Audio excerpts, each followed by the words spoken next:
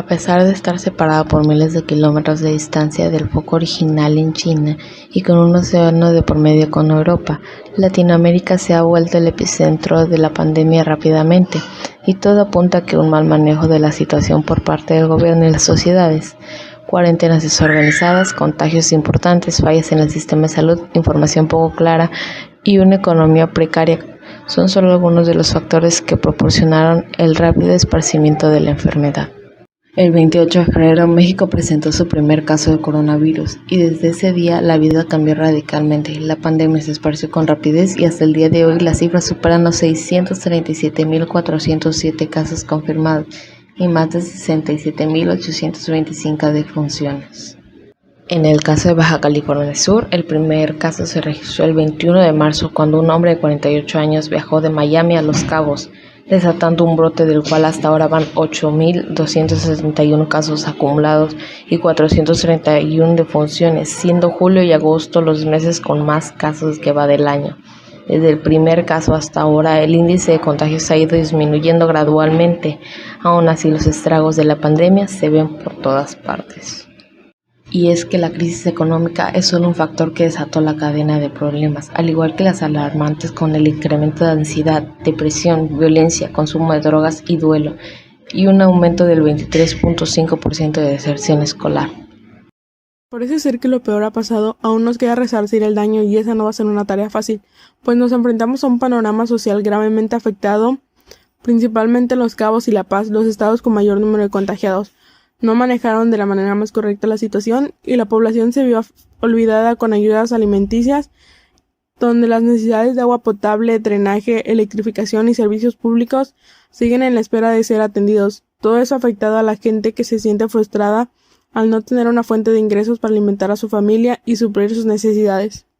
Pues en un lugar como Baja California Sur, en el que las principales actividades económicas son el turismo, la agricultura, la pesca y la minería, actividades que por el momento están siendo restringidas, es obvio que el gobierno debería brindar más apoyo que nunca, pero al no ser así muchas personas se quedaron sin empleo, y las que no, se vieron obligadas a salir de casa, desatando una nueva ola de brotes y poniendo al estado en alerta otra vez como ocurrió en los meses pasados. Es por eso que la economía se ha visto tan afectada con un estimado de más de 30 millones de pesos en pérdidas según la Secretaría de Turismo, aumentando 5.9% los casos de pobreza y 4.8% la pobreza extrema. Así pues el mercado laboral se vio aún más competitivo y muchos se vieron obligados a aceptar trabajos mal remunerados, aumentando la desigualdad social como se vio en comunidades como La Ampliación, Vistahermosa, La Pasión, Calafia, Laguna Azul, Ampliación Marqués de León, entre otras. Sabiendo todo eso y agregando el aislamiento por la cuarentena, es fácil comprender que por la depresión y el estrés ha aumentado casi un 40%. En estos meses, la pandemia ha generado un ambiente propicio para que los ataques de pánico, problemas para dormir, pérdida de apetito y la irritabilidad sean más comunes, pues al ser anteriormente sociales, es inusual pasar tanto tiempo con uno mismo y ese reajuste mental ha provocado el incremento de la violencia intrafamiliar y los suicidios, aunque también crecieron los números de feligreses en las iglesias, demostrando que la fe y la esperanza es lo último que se pierde en situaciones como estas. Por otro lado, tenemos los nuevos retos a los que se enfrenta la educación, pues en este desconocido panorama se ha optado por una educación virtual que posee sus pros y sus contras. Por un lado, apertura nuevas posibilidades de formas y alternativas de impartir clases, incluyendo las TICs para la educación. Impulsa a los niños y jóvenes a ser más autónomos e involucra de manera más activa a los padres. Pero también significa un gasto para conseguir un dispositivo electrónico e internet. Pues según datos del Sindicato Nacional de Trabajadores de la Educación, en el estado solo el 30% de los estudiantes cuentan con acceso a internet y los que sí lo tienen se enfrentan a dificultades con la obtención de aprendizajes y habilidades sociales al estar en un entorno distinto al habitual y con muchos distractores. Es por eso que mejorar los procesos de enseñanza, de investigación y trabajar en pedagogías alternativas son los principales retos ante la nueva normalidad de la educación. Todos estos retos se acentúan en los niños más pequeños y los que tienen que cambiar de grado académico, pues muchas veces se genera cierta confusión al no conocer a sus compañeros, no poder interactuar con ellos y al no saber cómo funciona la dinámica en el salón de clases. Otro gran problema en la educación lo vemos en la permanencia de los alumnos, pues según datos de la SEP, más de 3.000 jóvenes tuvieron que abandonar sus estudios para trabajar por la falta de ingresos en sus hogares. Sin duda, el aspecto económico y la habilidad de adaptación es una parte fundamental en la educación y puede ser un factor determinante en la permanencia del alumnado. Aún hay mucho que resolver, y aunque se está trabajando para restablecer hasta un 40% la economía en el mes de diciembre, esto no será posible si el gobierno y la sociedad no trabajan juntos. Por más que se apueste al turismo extranjero y a la minería, como se hace hasta ahora, no se verán avances si los subcalifornianos no se esfuerzan. Recordemos que en esta etapa de cambios e incertidumbre, lo único seguro es que saldremos adelante, y la mejor manera de hacerlo es manteniendo una actitud positiva y protegiéndonos para que este virus no cause más daños. No hay que olvidar que el SARS-CoV-2 es un virus que no distingue raza, edad o sexo, y se puede transmitir muy fácilmente por medio de partículas de saliva presentes en el aire o en superficies como las que estamos en contacto. Una vez que entra en el cuerpo y evade la primera línea de defensa del sistema inmunológico, el virus debe introducirse en las células para reproducirse. Aquí entra la segunda defensa del sistema inmune, la apoptosis, que es una muerte celular programada. Y como es principalmente un virus respiratorio, comienza infectando la garganta antes de seguir su recorrido por los ductos bronquiales y alcanzar los pulmones. Sin embargo, los virus son muy astutos y pueden engañar al sistema inmunitario para que no se entere de que están allí.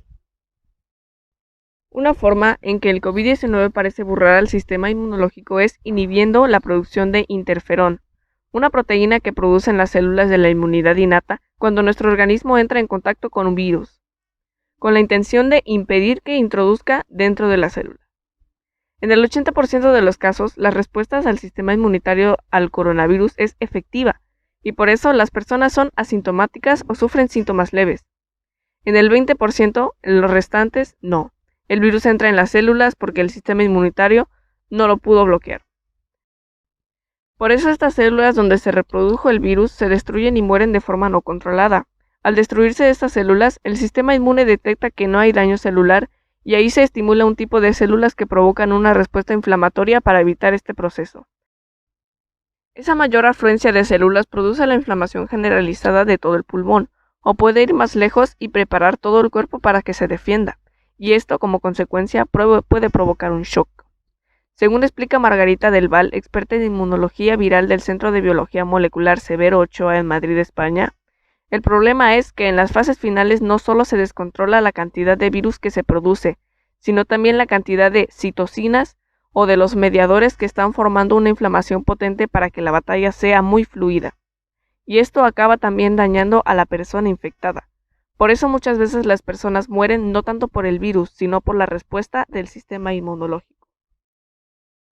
Ahora bien, la inmunidad a la enfermedad también es un tema complicado, pues aún no se tiene claro el por qué algunas personas se vuelven inmunes y otras no. La respuesta más aceptada es por la presencia de células T o linfocitos en el cuerpo, que son un tipo de células inmunes cuyo principal propósito es identificar y matar a patógenos invasores o células infectadas. Según un estudio de la Universidad de Oxford, la presencia de estas células en la sangre facilita la eliminación del virus y brinda cierta protección a contagios futuros. Es por eso que se busca crear una vacuna que propicie la generación de estas células, además de anticuerpos. Por eso mismo es importante mantener una sana distancia y una higiene adecuada, utilizando desinfectantes o alcohol, pues son germicidas avalados por la Agencia de Protección Ambiental, que han demostrado ser muy efectivos si los microorganismos están envueltos de material graso, como en el caso del COVID-19. Además, la Organización Mundial de la Salud recomienda una alimentación balanceada y que apoye el microbioma intestinal. Comer muchas frutas, verduras, nueces, semillas y granos integrales, además de grasas saludables como el aceite de oliva extra virgen de calidad y carne magra o pescado. Evitar el alcohol, la sal, los dulces y las bebidas azucaradas y edulcorantes artificiales u otros aditivos es esencial para prevenir enfermedades. Por último, debemos mencionar que es importante utilizar mascarilla en todo momento si estamos en áreas compartidas, desinfectar superficies comunitarias y en el caso de presentar síntomas o cuidar de un paciente con COVID, seguir el protocolo propuesto por la OMS, el cual inicia con el aislamiento y desinfección de las superficies previamente en contacto con el paciente. También se debe evitar compartir utensilios como platos o ropa con la persona contagiada, además de que estos deberán ser lavados o desechados aparte. Para atender a la persona infectada, tanto el cuidador como el enfermo deberán portar mascarilla y guantes. Es importante mantener una vigilancia constante de los síntomas y, en caso de ser necesario, acudir al hospital más cercano. Una vez que el paciente esté recuperado, el cuidador deberá iniciar una cuarentena de 14 días a partir de la última exposición con el paciente. Todavía nos falta un poco de camino por recorrer, pero si todos nos cuidamos, muy pronto podremos volver a abrazarnos.